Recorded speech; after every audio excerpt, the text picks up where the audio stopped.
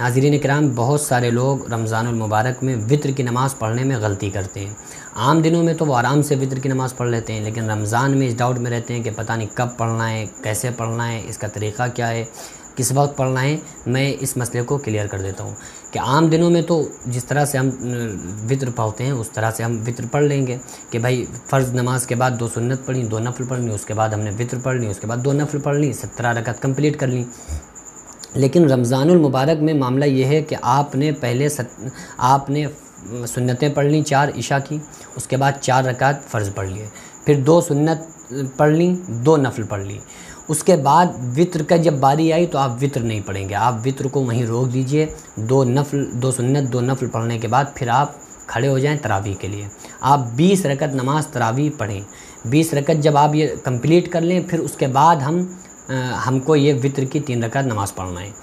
बहुत सारे लोग क्या करते हैं कि वो वित्र की पहले नमाज़ पढ़ लेते हैं, तरावी बाद में पढ़ते हैं। तो हमको चाहिए कि हम पहले सुन्नत पढ़ें इशा की 4, फिर उसके बाद 4 रकात फ़र्ज़ पढ़ें, फिर 2 रकात सुन्नत पढ़ें, फिर 2 रकात नफ़ल पढ़ें।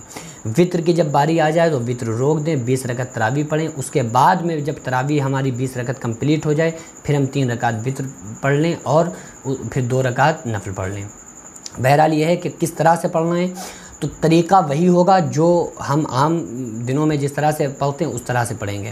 बहरहाल जमात से अगर पढ़ रहे हैं तो फिर हमें ज़ोर से पढ़ना होगी। जो इसमें हम क़िरात करेंगे वो हम ज़ोर से क़िरात करेंगे, सिर्फ़ क़िरात को ज़ोर से पढ़ेंगे, बाकी उसके अलावा सारी चीज़ें दुआए क़ुनूत को भी खामोशी से पढ़ेंगे और रुकू सुजूद में जो तस्बीहात पढ़ते हैं वो भी हम खामोशी से पढ़ेंगे। सिर्फ़ क़िरात जो होगी वो जमात से अगर पढ़ रहे हैं तो ज़ोर से पढ़ेंगे, अकेले पढ़ रहे हैं तो फिर हम सेम उसी तरह से पढ़ेंगे, खामोशी से पढ़ेंगे जिस तरह से हम आम दिनों में हम वित्र की नमाज़ पढ़ते हैं।